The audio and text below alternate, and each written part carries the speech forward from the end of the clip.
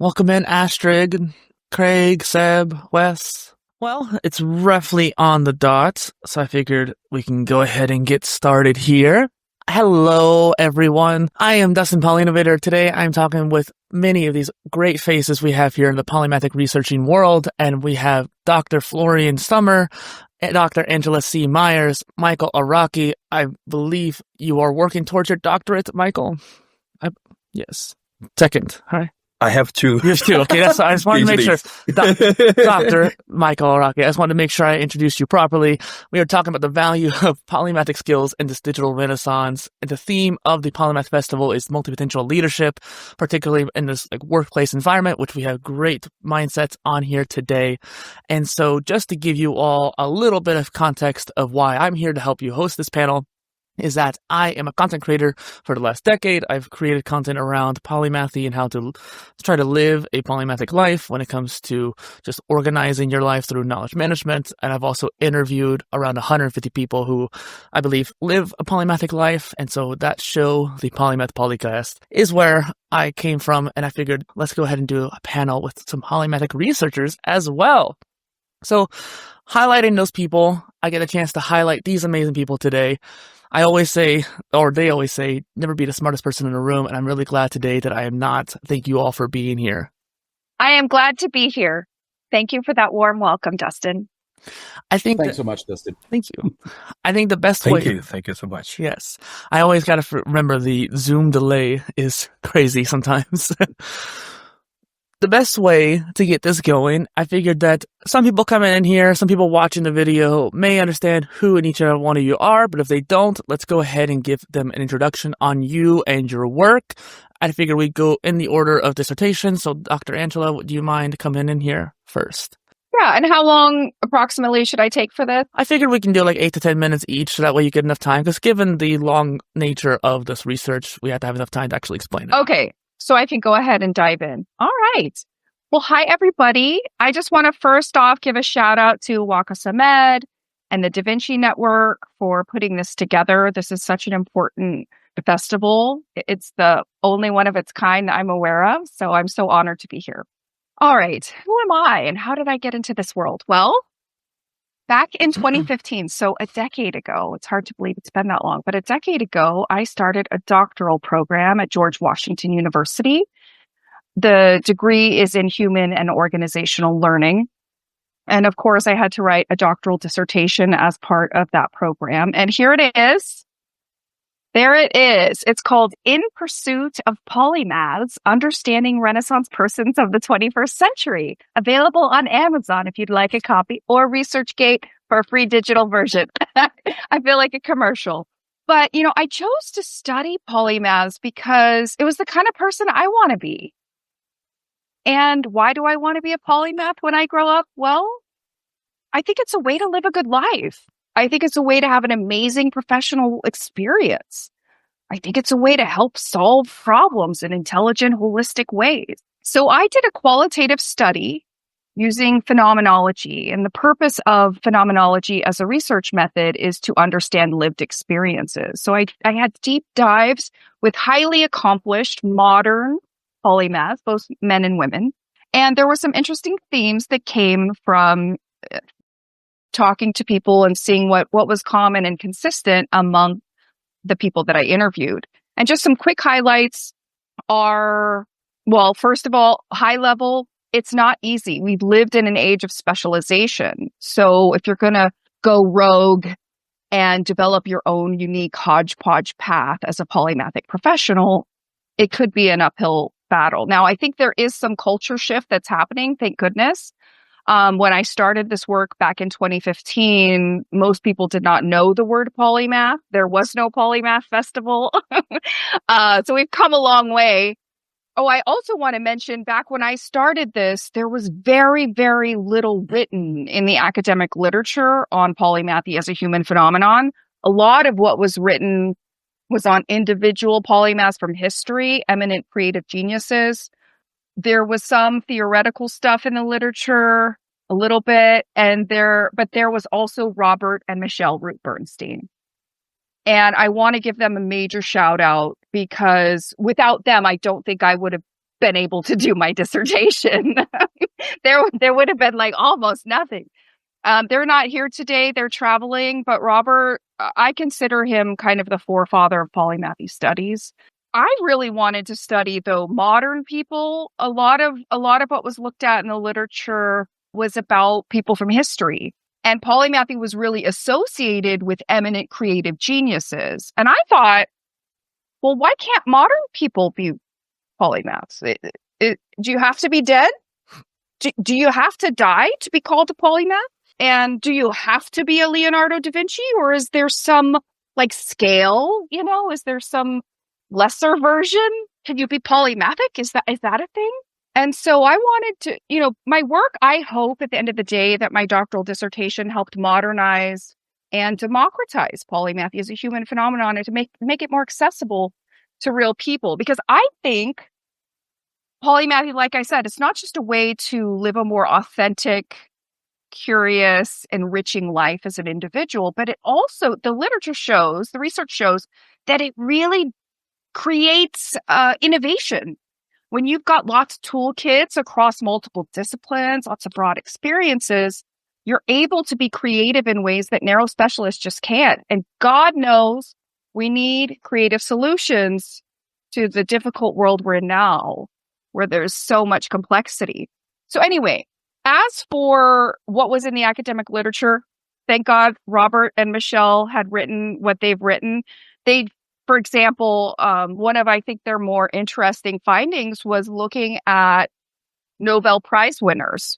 Like if you look at who was nominated for Nobel Prizes versus those who won, what were the differences? And Robert and Michelle found that, well, those who won tended to have more broad hobbies. Interesting.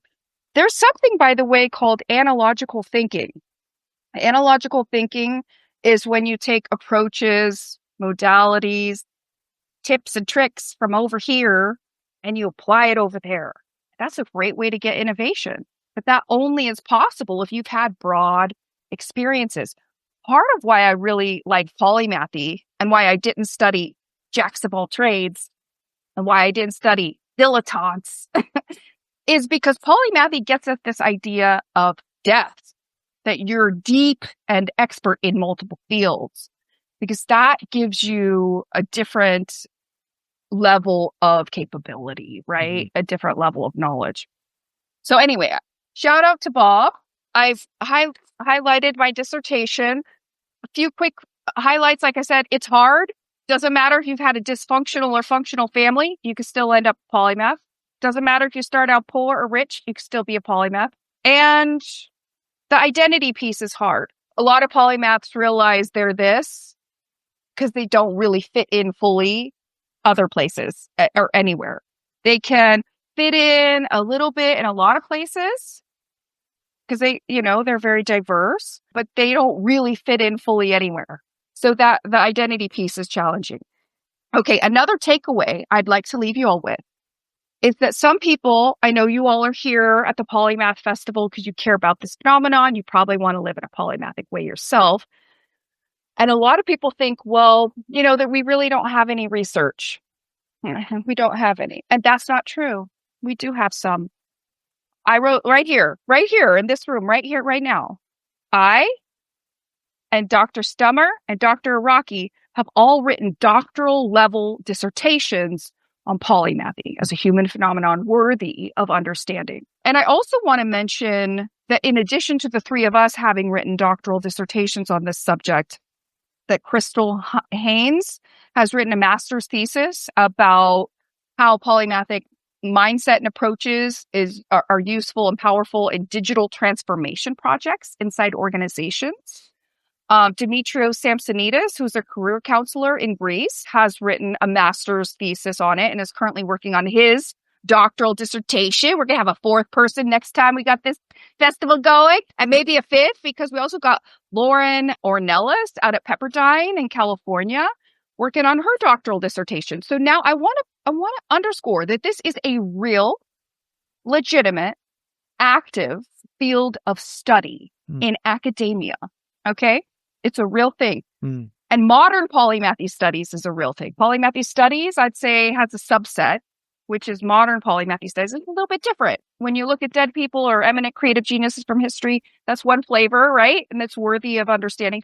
But understanding how this applies to real people and in organizations, that's another through line I want to point out for us here, us academics in the room, is that although we have been in academia in our ivory tower studying, we also care about real world application. I would argue that all of us here are scholar practitioners, and we care about, well, how is this useful in the real world? And so one of the things I've done since I finished my dissertation and my doctorate back in 2018 is I've made this applicable for the real world by making an offer for businesses and having courses and innovation work and coaching and that sort of thing for business. I also have a Facebook community, by the way, called Polymath's Place, because I really did want to create a place. It's hard to be this way in the age of specialization, which we've existed in. So I wanted to create a place, and I did. I did that. What else do I want to say? So it's a real field of study. We need more, though. Like if you're in academia. Oh, sorry. Let me go back. I wanted to say I created work for business. Michael Araki wrote his doctoral dissertation on polymathy out of a school for entrepreneurship.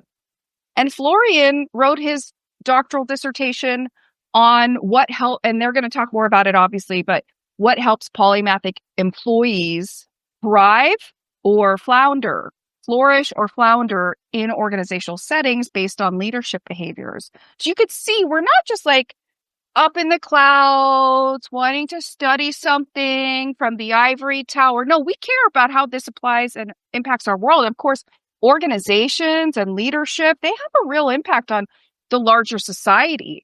So there's real value in understanding this phenomenon. There's so much I could say about what the research, there's tangential research, like studying openness to experience, studying creativity and innovation.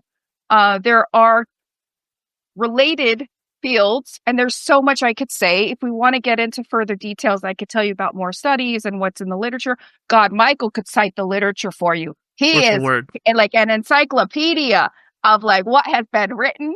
He is such a scientist. And so is Flo. Like if you guys want to nerd out on the literature, we could. But at a high level, I would say, this is a real field of study. We need more though. Especially, God, now AI is here. And in my view, the most employable humans are going to be polymathic generalists with an AI stack. So we need more research, especially as it pertains to polymathic talent and AI. Please join the field. Yes, that is a wonderful introduction, Angela. And I'm glad you were able to also bring in both of their works in there. I think that since you have such a wide network, you were even mentioning some of the people who are doing the research now as well, so becoming researchers. And one good point I think you made that we're all here for as well is talking about how to apply it into the real world. It's not just like you said in the academia world. Both Florian and Michael have talked about like the scale. You've talked about how to apply it, especially in the leadership setting. So there's a lot of real world application that each and every one of you panelists can help offer to the audience today. Now, Florian, let's go ahead and give you the floor to help introduce yourself here. Thank you so much. First of all, thanks, Angela, for all the cutest and all the wonderful building of the fundament I'm standing now on, because Angela is actually my supervisor. And I entered the field actually through an incident I had at my workplace where I was working at a hospital, and it was a very stringent and very, medicine and healthcare is not the best place to be funky and have new creative ideas when it comes to or thinking about being polymath. But there was a major incident where I understood that I'm not able to work in such places when I was forced to sit in an office and browse through forms. And every idea that I came up with was bashed back, like, nice idea, but we don't do that. So this was one of the first moments where I thought, why is this? Why am I like this? And for everyone out there who thinks that when you think that you potentially are a polymath, because we exist. And this is what research has proven more than once. So I gave it a go and contacted Angela, who did the first PhD in this field worldwide. And I was all more curious about the business administration side and what does it mean for leadership? What does it mean for employees to be like that?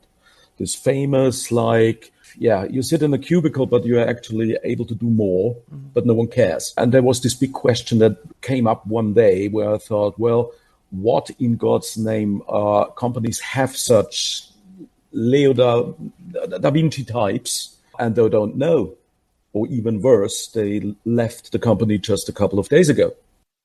What have you lost? So I deep dived into these. Deep dive already an AI word entered my vocabulary. I dived into the field and understood that the polyployee, as I nailed it then, there are a lot of us out there, and the more I did research about it, the more I understood how highly they will be requested in the future.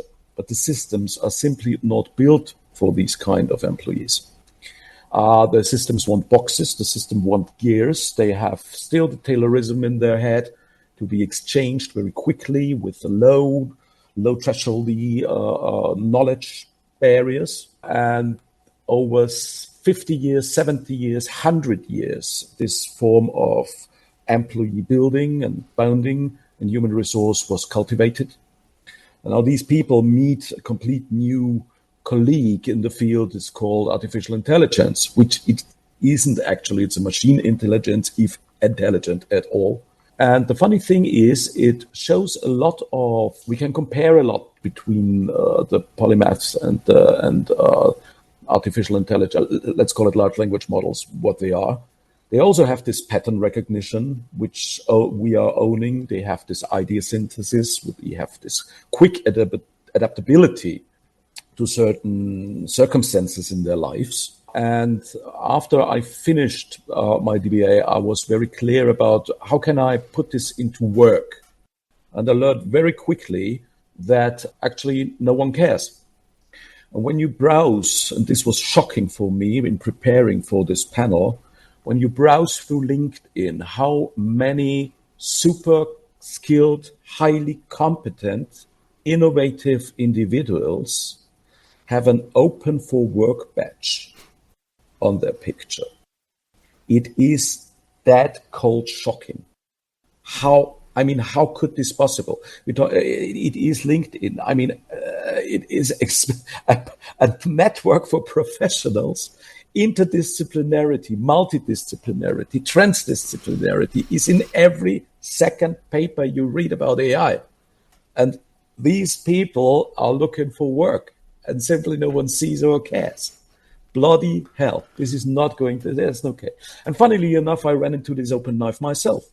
In the recession, second recession year, third recession year in Austria, I was declined for jobs 37 times.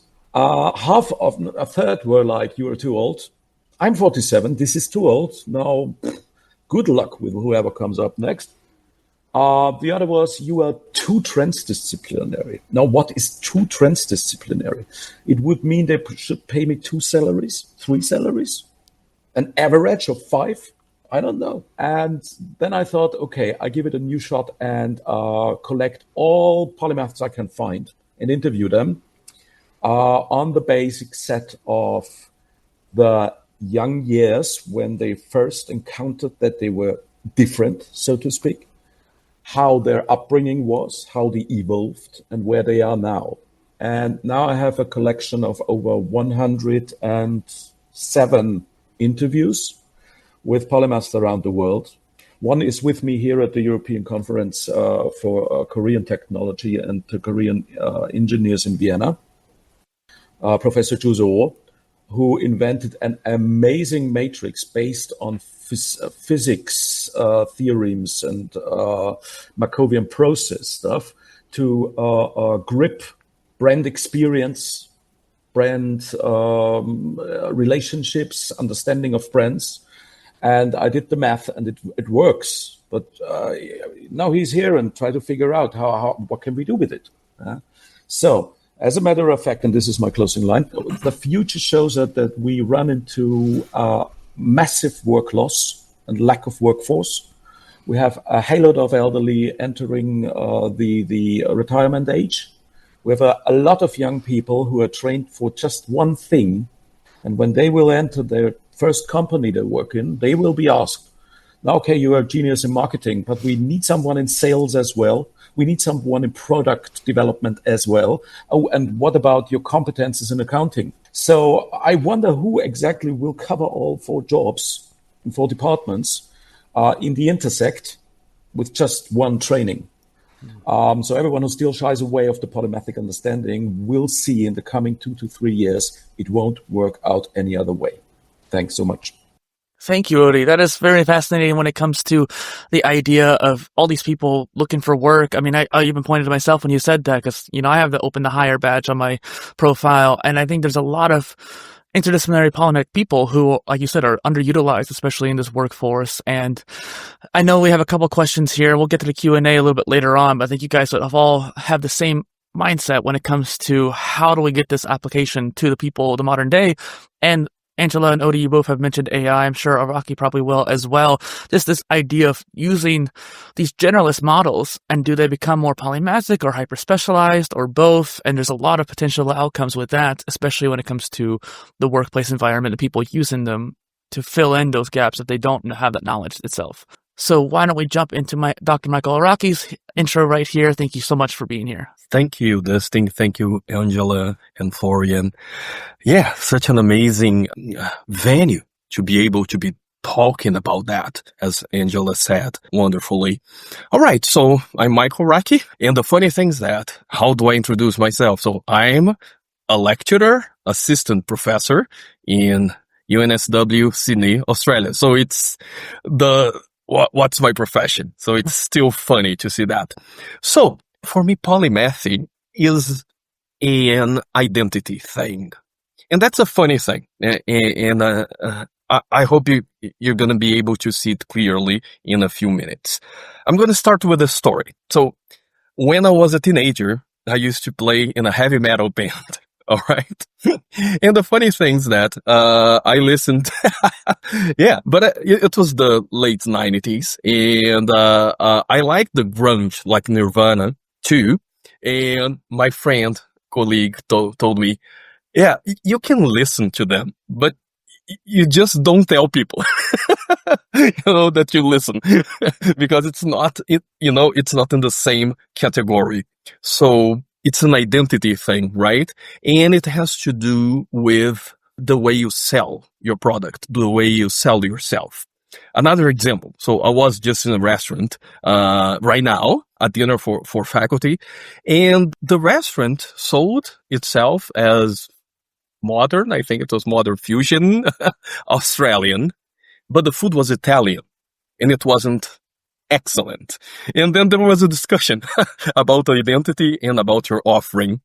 And those are really, really difficult questions. And before the term polymathy, when you are a versatile person, the kind of people that we have described, then we didn't have a word.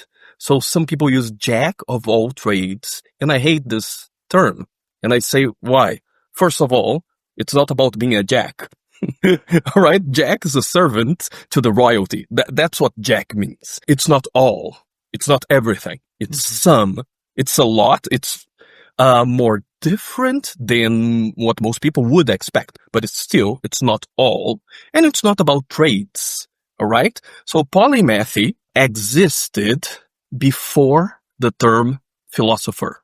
All right. So a polymath came before philosopher, and in my understanding, it evolved, of course, a lot, but it came along with the discussion of how to live a good life, which basically was taken by Aristotle, but it was 2-3 generations before Aristotle. And I think he went a little bit in the wrong direction. Why? Because he was trying to think, what is common among humans? We are all rational, so we should live according to that utmost quality. He calls ergon, the what you're made to do, and then everybody more or less should follow the same rules. And that for me was a terrible mistake. Right. So I think we should think about individual differences in what makes us tick. And polymathy and polymath is such a fascinating word because it's the first positive word that you can attach yourself for a generalist, for a jack of all trades identity, right? Because generalist doesn't get there. It's still too focused on breadth. Jack of all trades, as I said, terrible terminology. What else is the other one? Basically, those are there is a T-shaped, which is a little bit more modern, but it's related to how you advance your career. All right? So I believe that I have two main contributions right now that I'm known for. First, polymathy is about three things. It's called the triadic approach to polymathy. It's a triad of breadth, depth, and integration. All right? If you lose one of them, then you have a problem. Without the breadth, of course, you are just a narrow specialist. But if you don't have the depth, then you fall into the dilettancy, right? But that's not enough. A lot of people will say breadth and depth. However, these alone lead still to a very conflicting mindset. Either I do breadth or I do depth. Integration comes here to solve this apparent paradox. So how can you do both? How can you move from an either or mindset to a both and end? And integration is the key here. And the way I define polymathy is not about your accomplishments. It's not about the stock of knowledge that you gathered and that you show I have encyclopedic knowledge. It's not about that. It's about a way of being. And I call it a life project. So that's my second contribution. So it's not about how people bestow titles upon you. Oh, this person is such an amazing creator. Let's call this person Polymath. No, it's yourself. Okay. It's my way of being that's expensive. All right. In the sense that I don't accept to give up any of those dimensions. I have to have breadth in my life. I have also to develop depth. And the integration are going to be the synergies, the productive connections, the underlying patterns. All right. So then we talk about AI right now. And you can go further now. So the next picture just shows, if you don't have one of them, I just gave names, all right? So the dilettante doesn't have the depth. The specialist doesn't have the breadth. The person who just has integration is called the apophanist. It's the person who draws connections that are not warranted. So we have to be very careful. It's not like I'm going to connect A and B and then it's going to be wonderful. Everybody's going to applaud me. No, you have to have the depth to understand the value that B brings to A, or if there is a third element called C that can bring A and B together. So the next slide is then a framework that I developed that has 3 stages of life progression. So first, you have this polymathic orientation, and it can be gauged, it can be measured as more or less like you do with personality inventories, that you answer how much of an extrovert am I, or something like that. So you can use the same technique to measure polymathic orientation, and that's now finally finished the whole validation studies. And it can arise very early in life. So during the example that I gave of the heavy metal band, like something doesn't fit. I mean, they want me to fit in a box and be only that identity or only that role. And I think everybody that has an interest in polymathy probably had the same experience. You know, there is something wrong here. Like Florian explained so beautifully in the organization, right? And then because you're like that, you're going to build a specific kind of knowledge base. So you're going to have knowledge from different places, and you're going to have this breadth, depth, and integration within this knowledge base. So that's why you're different. So that's why when you arrive at a place that's not, I'm not going to even say designed, but at least open. Open. Okay. It doesn't need to be perfect. At least open for this kind of person. You're going to meet resistance all the time. And finally, the creation is the aspect that Angela, for example, is talking about. So how can you apply this breadth and depth and integrated knowledge in a way that you're generating something novel and useful for the world? So it's not the hermit in the mountain that knows everything and is just there, It's the opposite. You go and you have an interplay with society, with the norms, with the institutions, the rules of the game. And then you say very specifically, all right, I understand why you had built this design, but is it the better design? Okay, is it good for everyone? Do you want to exclude some type of people? Okay, at least you can. Just be honest. No, we want to exclude this type of people because I'm a factory and I just want people to do the same thing. That's fine. But when everybody in all organizations are doing the same thing, something's wrong. So some underlying assumption is wrong.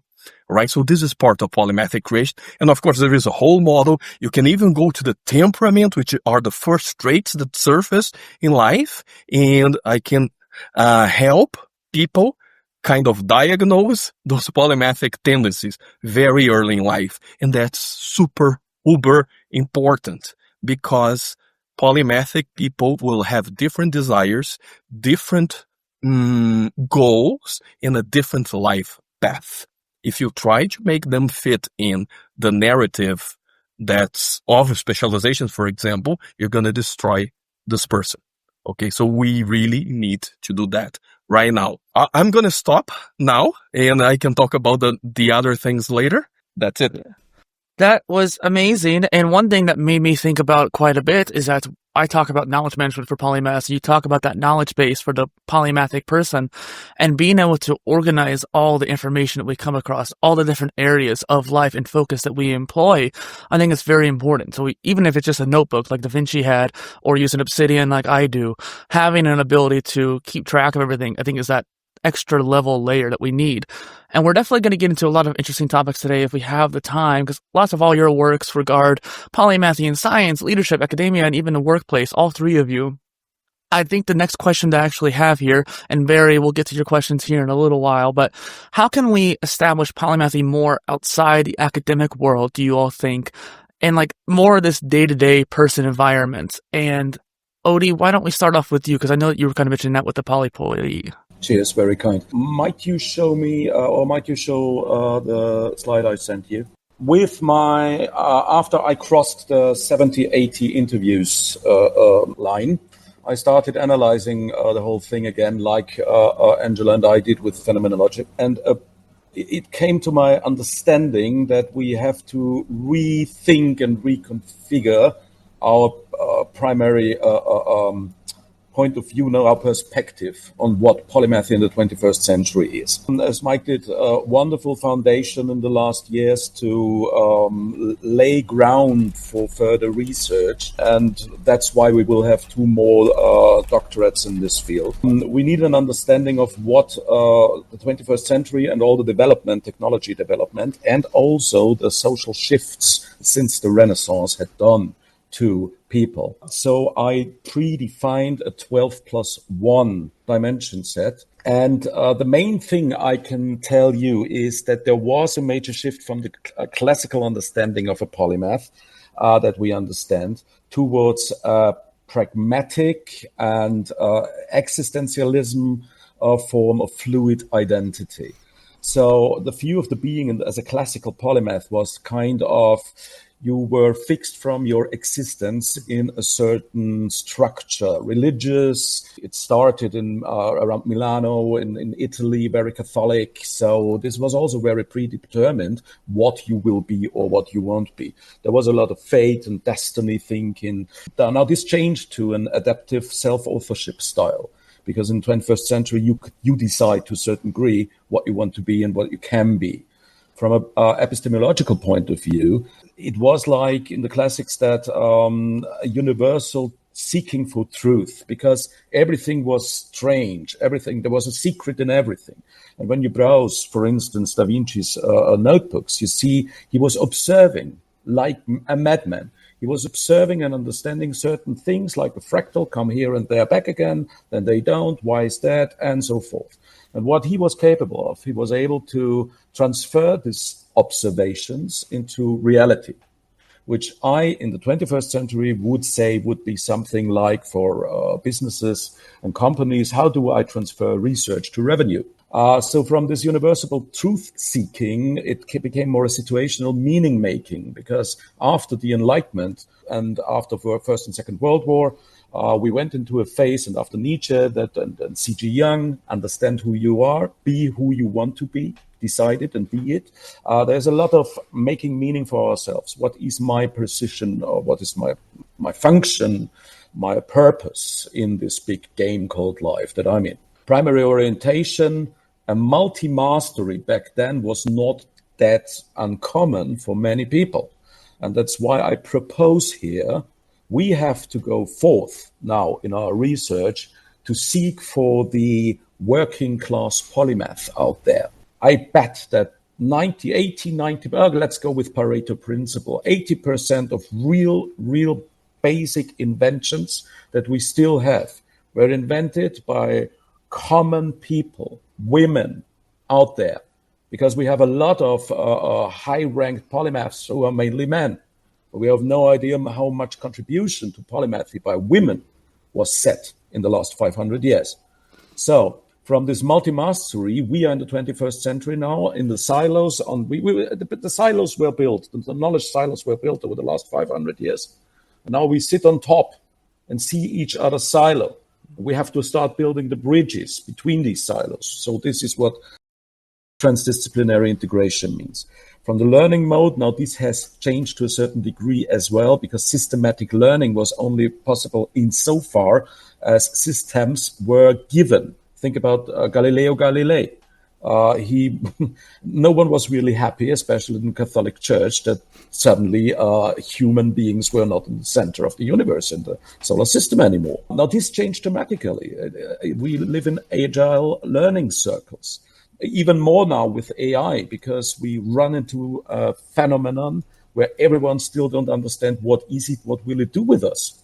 Is it smarter than us, really? How much do I have to know to cope with it or get along with it? Or it doesn't steal my job?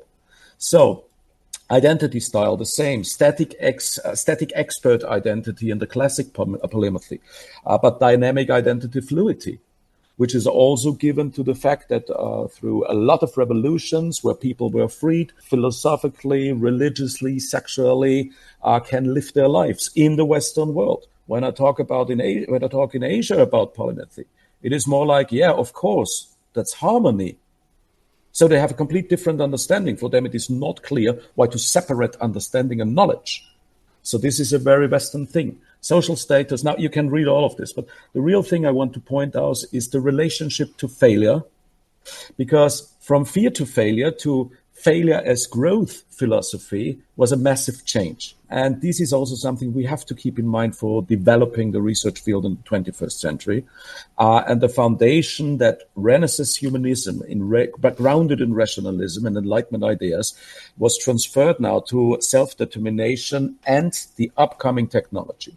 Now, neo-polymath with AI, a working class neo-polymath of the 21st century with AI, just in an experimental field. Now, this is something I would love to see in a special unit of, of a business, of a community, of whatever, NGOs, I have no idea. But what we need to understand is more what is the 360 degrees understanding of a neo-polymath? How do people perceive him? What do superiors say? What do the reports of such people say? What do the co-workers say about them? Do they fear them? I mean, to a certain degree, I have this understanding of AI takes over now a hell lot of jobs. And then we propose neo-polymath who work in this field. So how many of the co-workers will fear to lose their jobs to one of those people? And if you implement them at an intersect of 3 or 4 departments, what will you pay them? How do you? So these are all tiny bits and pieces we have to figure out in the next years if we want to deliver an evidence-based ground, an evidence-based foundation for making it possible to transfer and redefine HR systems, job descriptions even. Take some job description. The last 7, I mean, I remember when after the 30th decline, I remembered, okay, now I split it. I just tell them that I'm just in healthcare or just in business administration. Now, even that was too much. So that's why I say we have to step back and think about the working class polymaths out there, everyone who is in a transformation phase, who feels like the identification or ideation phase I'm in. I understand now that the persona that was put on me over years dissolved in the pandemic and afterwards. And now I see who I really am. And this is what I want to live. So it's a lot about finding yourself and what is the benefit for everyone around me and especially myself. And for these, unfortunate as it is, we need funding money. Without funding money, we can close all of this immediately, right now. Because why?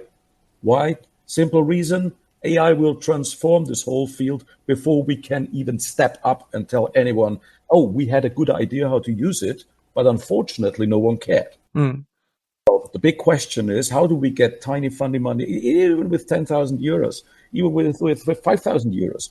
You can do a lot in a company just looking for such people, just checking them and telling the HR, hey, you have one of us here.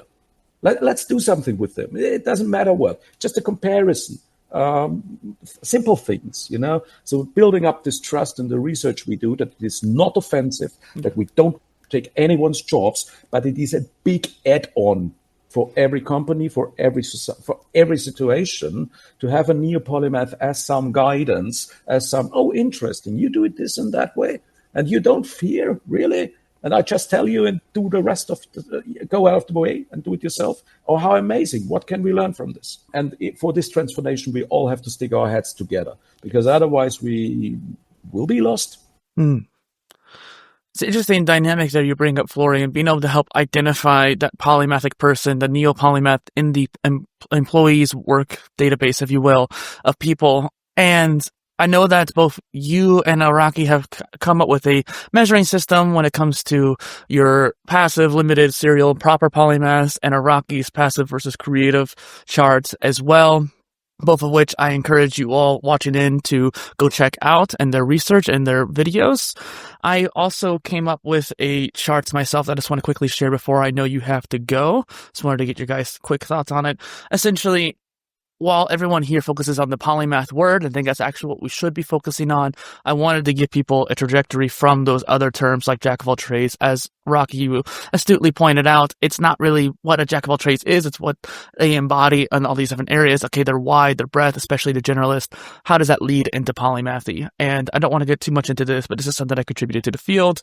I want to actually incorporate both of your guys' research. Florian, thank you so much. Mike, thanks so much. All the best to your research, Mike and Angela. See and read you soon. Sorry to have to go.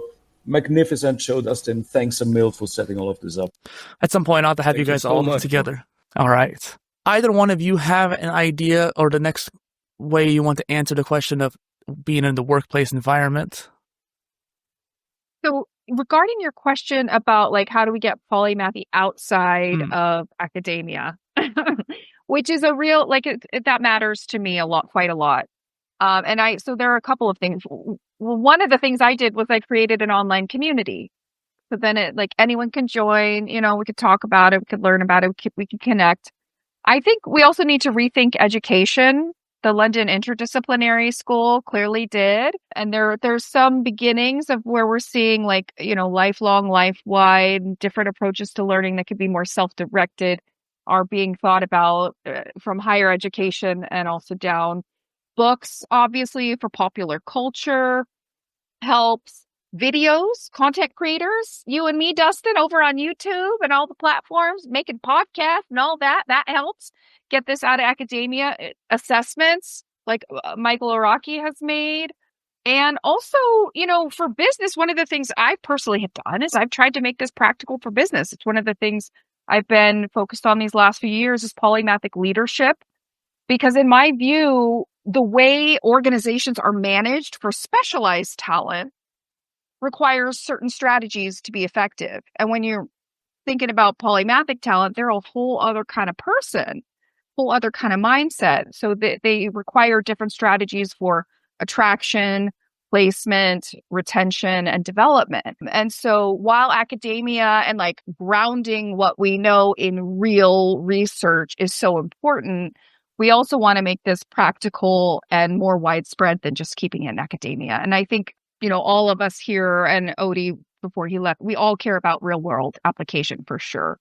Michael, I'm curious what you think. Like how as an academic, if you have any, because you are such a scientist, you are such an academic, but I'm curious what your thoughts are like about getting awareness and application of polymathy outside academia.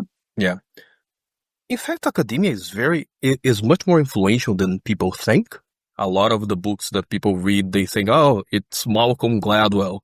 He's an amazing storyteller and journalist, I believe, but he got the idea somewhere, okay? Generally, it's a researcher. So people don't notice, right? But there is a generation of ideas that is there and it doesn't mean that just because influence is indirect, that it's not there. Like emotional intelligence. Did it have an impact in the world? I believe so. Where did it, where was it born? As an academic paper. Okay? And people don't know these guys. They have no idea.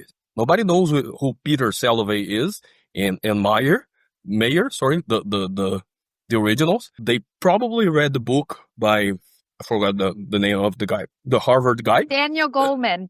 Yeah, Daniel Goleman. Yes, that's it, precisely. He's also an academic. Anyways, so there is a role, okay, of, there is, I'm gonna say this, it's gonna sound interesting, a specialized, place of knowledge generation, right? So this model might be a little bit like a lot of models nowadays, under a lot of strain, but I wouldn't think that it's not influential. And it depends on the field. And it's the same like in mathematics. People are doing, theoretical world, and then they discover a lot of applications later on. So I don't think it's wise to kill that, right? So one model that I'm using that I think has a good application has like 5 managerial levers that they can adjust to increase or decrease innovation, and then we can measure that, right? It arose from a model that was purely conceptual, just because they were interested in creativity per se. Okay, so if you go to the original paper, most people will say, oh, it doesn't translate to anything, right?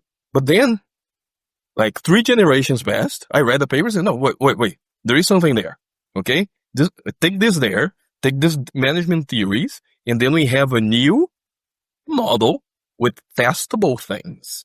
That's the burden of an academic, right? So some people say, oh, they're studying entrepreneurship, and some of them, haven't, how much money did they raise as entrepreneurs? So if they haven't raised 10 million, I'm not going to listen to what they say.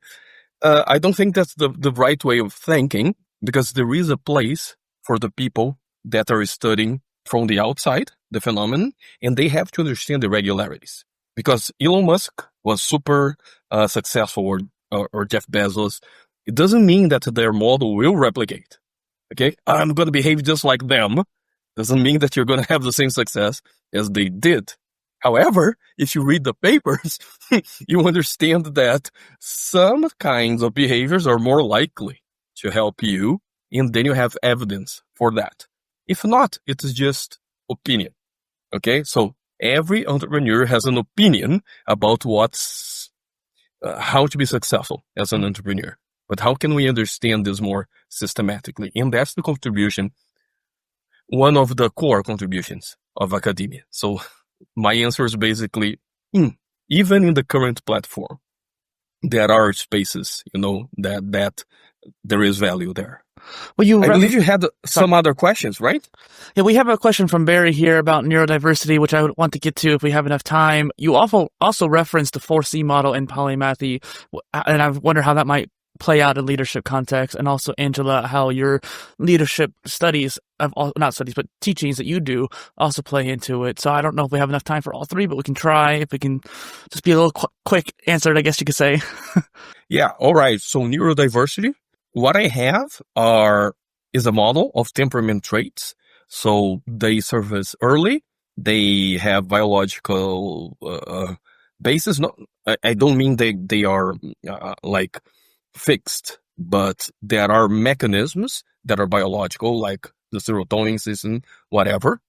And then you can use that to identify early what kinds of ensembles, right, of mixes, that generally tend to lead to polymathic styles of being. And we have that.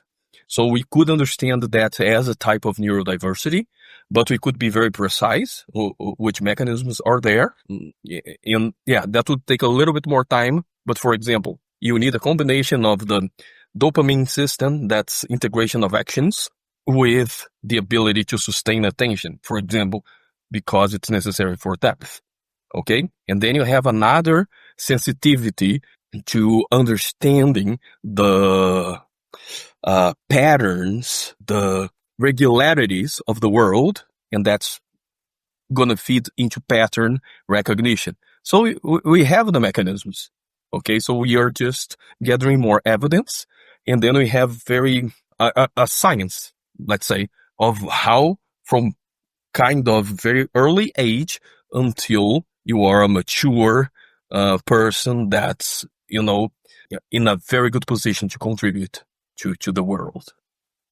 That's definitely a topic for another day as well. Neurodiversity is something that I think will take a lot more time to dig into. And I know that, Angela, the question was directed towards you as well. So I figured we can get your opinion on it before we wrap up on the polymathic leadership angle. What do you think? Well, I just want to say with regard to Barry's question on neurodiversity, polymathy for me is a form of neurodiversity. In fact, a neuroscientist I know described it as functional ADHD. But like that hunger for knowledge, that hunger for learning, not everybody likes learning. Some people are energized by learning and some people are drained by learning. So I just want to say that it's a form of neurodiversity that's helpful. It's not a problem. Okay. And I do want to touch on polymathic leadership. As you may or may not know, I worked in leadership development for nearly a decade. I was doing that work while studying polymathy at the doctoral level. And for me, polymathic leadership is really leaders who model the breadth, depth, and integration themselves, while also encouraging others to do the same. It's learning while leading and leading while learning. The best leaders in this model are the best learners. And they know that they don't know everything. The old leadership models were so top down. They were like, you do what I say, I know better. And in this world of complexity, if you keep doing that, that's a great way to make your organization fail. You got to admit as a leader that you can't know it all and do it anymore, and know it all and do it all. Sometimes the people on the front lines are going to know more. And anyone can lead from anywhere they exist in an organization, whether or not they have formal leadership. So for me, polymathic leaders are ones who apply prior knowledge from many domains. They actively seek new knowledge. That's so important. They leverage other people's expertise, not just their own. And they learn from every leadership challenge. So it's really about learning while leading and leading while learning. They make great leaders. They can manage diverse teams if they've got lots of broad experiences themselves. They can speak multiple professional languages. They can understand people's strengths and perspectives better by drawing on broader networks and also their own prior experiences. They're going to be better in volatile, uncertain, complex, and ambiguous environments. But the bottom line for me is the one takeaway, and then I'll shut up because I know we're running out of time, is that the old leadership models, the old ways of thinking about leadership from the age of specialization don't necessarily apply to polymathic talent. They need different things from their leaders. If you micromanage polymathic talent, you're going to drive them crazy and make them leave. Okay? You hire smart people so they can help you. You don't make them fit into a little box. So there's some real differences in how organizational cultures and leadership behaviors need to shift in order to really fully leverage polymathic talent in organizations. Speaking of organizations too, do you think that since you guys are both leading knowledge people in the polymathic world, what could be a way to organize the polymathic into an organization of just research and future development in this field? Either one of you can answer. I just wanted to see what you guys' thoughts were on that. Angela, I think it's better for you because I'm trying to be a mainstream person. So my goal is to make polymathy mainstream in the academia as is. So right now, I'm not trying to create a new research institute. There is like the Polymath University now, so they are using very interesting ideas. But for me, I'm just trying mainstream people to adopt it, just like they did with emotional intelligence. And I think what we're doing here, like bringing the people together, networking us, that's been one of my goals from the beginning, was really to not compete with people in the space, but to collaborate and to create like hey, we're all on the same team. Because at the end of the day, this is not so much about like my ego or my business. This is like, hey, this is about human freedom, human potential, self-actualization, authenticity, curiosity, bravery. Like this is about our potential individually and collectively. And oh, by the way, if there's anyone on planet Earth who's going to solve the meta crisis we're in, it's the polymath. The nerds will save us. Okay. So this, in terms of how we organize, I think we're doing it. You're seeing it. Like it's emergent. I don't know, like if I could do it all and figure out everything and like how to support polymaths and snap my fingers and have it done, I would. That is really one of my life missions, is how can I empower and support polymath talent? Because what I learned from my research is, there are haters. When you're smart and capable, people might hate on you. Or organizations they just want you to fit in a box and they want you to do your job description. Yeah. Or, there's a lot of uphill battles to being a really smart, capable polymath in the world we've existed in. So I hope that one of my contributions is just really spreading awareness so we can appreciate this population more and empower them. Because I think when we figure that out and get it right, it makes our world a better place. Think about all the people who have made our world better in the past. The Leonardo da Vinci's of the world, the people who've made the broadest, most positive impact in our world have been the polymaths. So we've got to tap into them more and more. I agree. And as much as I hate to say it, we do have to wrap up here because I think there's probably other panels after this as well. But with all this in mind, we are in this time of a digital renaissance of sorts. And the theme of this conference is multi-potential leadership too. So I'm grateful that you all three of you, even though Florian has left, has answered that question so beautifully and just astutely. There is this thank you also to the Polymath Festival by the Da Vinci Network and Waqas Ahmed for setting this all up. And Angela, the matron of polymathic researchers, thank you for, bringing in Dr. Michael Araki into this and Florian into this conversation as well, because you were able to lead into help me as the host to lead them in. So once again, this is Dustin Poly Innovator, Dr. Angela C. Meyers, Dr. Michael Araki, and Dr. Florian Stummer on this lovely polymathic research panel. Thank you all for being here. Thank you, Dustin. Thank you. Thanks, everybody. Thank you. Dustin, in fact, they told me that we can keep the room open. Okay. So if the people from the attendance would like to ask something, I don't know. I'm happy to, because there's more that I figured we can go into, but at the very least, we had ended the main portion of it, and they could probably just cut out the rest of it if they need to, or we can make this into clips afterwards. If anybody watching in has a question they want to be answered, we can go ahead and do that. I also want to shout out the Root Bernsteins once again for being early to the polymath endeavor in academia. Obviously, we want to make sure to get plenty of shout out. You're amazing. You're amazing. And thank you, Dustin. for hosting us. It was great. I think that we definitely need to do it again because having all three of you, one thing that I wanted to do on the Polycast is actually have 2 or 3 guests at once and seeing the dynamic of how both of their polymathic lives overlap and separate. And this was a prime first chance for me to do so because each one of you has leadership aspect and measurement of polymathy aspects and how do we quantify that, and I really love that angle and it's really curious to see how they overlap. No, sure, yeah, and that's it. So as Florian said, so there are all those problems, but if we don't have an instrument to assess people, then like how can HR do anything? You know, and they need some kind of authoritative, method to do that because they have a boss. And the problem about organizations is that there is a imbalance between 2 types of errors, okay? One error is the error of commitment, right? And the other error is the error of omission. So one error is that you do something wrong, all right? And that's the error that everybody's trying not to make, all right? And the second one is like you are omitting the best solution. So for the hiring person, it is much easier to hire a person that will do a good enough job because then if, something bad happens, they can wash their hands, like this person came from a top school, top CV, has everything, like it's not my fault, all right? Even if there is a better option there. So it's very common to make errors of omission, all right, and just settle for whatever is okay-ish. However, we know that when you keep doing that, you are less innovative and eventually you're gonna die. Like most of the companies have died precisely because of that. But it's very difficult to be proactive because you have the burden and you have a very strong incentive not to be the person that made the mistake, the costly mistake. So it is hard. Angela, what are your thoughts too? Yeah. So some jobs in organizations, especially when you look back into the past, some jobs really do require specialized talent.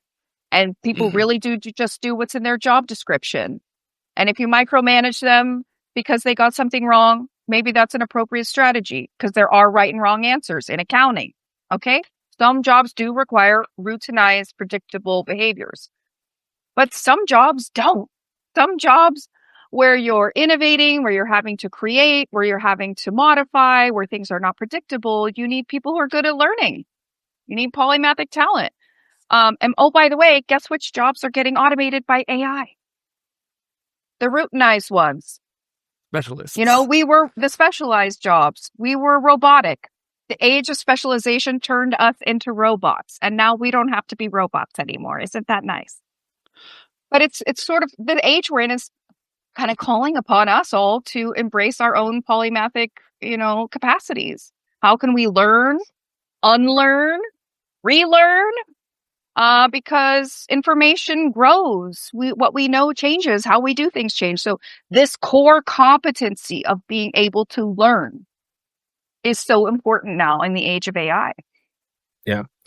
If I would add like one takeaway from the organizational discussion is that there is a ultimate necessary need to challenge the silos, okay, break, perhaps re-silo, but then we need to reorganize. So one thing is like you have a library, okay, behind you. One thing is to organize the books. And the other thing is you can only read the books in that section, right? That's siloing. Organizing is very productive. The division of labor is very productive. The thing is, it generates those gaps and you need a polymathic mind to see where the gaps are and reorganize, break the silos and say, okay, perhaps we can solve this by bringing those together or having a third type of organization that might be just for that project. So there are ways of doing that. in the current organization, that we can make an impact, I believe, right now. So I don't think that we need to go for completely disruptive solutions all the time.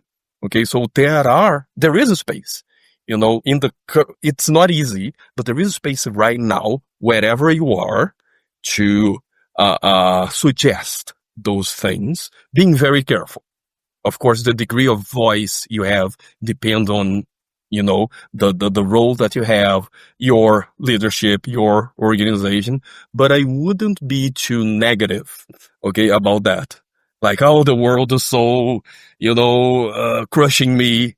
Try to find, and then you have to be very chirurgical, very precise. This problem we can solve by breaking this and this silo, okay, and create this and this structure. You have to be very propositional, okay, very clear about the error, the mistake, very clear about what we are missing out because of this mistake, and then the solution. So if you talk to an HR person, it's not, everything you're doing is wrong. Sometimes a lot of what they're doing is wrong, and you're correct. But it's just like this problem here, you're leaving this much money on the table, and this is how you can solve the problem. All right?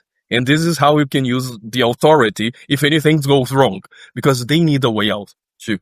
So we need this humane thing if we want to make some changes right now where we are. So I think that would be my advice for the people that are struggling right now in the organizations. Any other final thoughts, you two, before we wrap things up? Do I have any final thoughts? Oh, just, I just want to thank everybody for watching, for listening, for caring. And I just want to encourage people to, that being polymathic is a natural, good thing to do.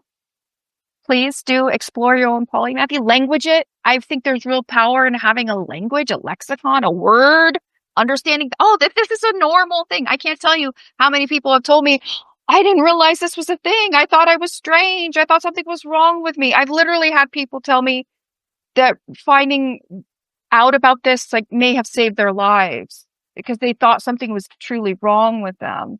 And so embrace who you are and who you might become through the power of polymathic learning. Araki. That's beautiful. I don't have anything to add.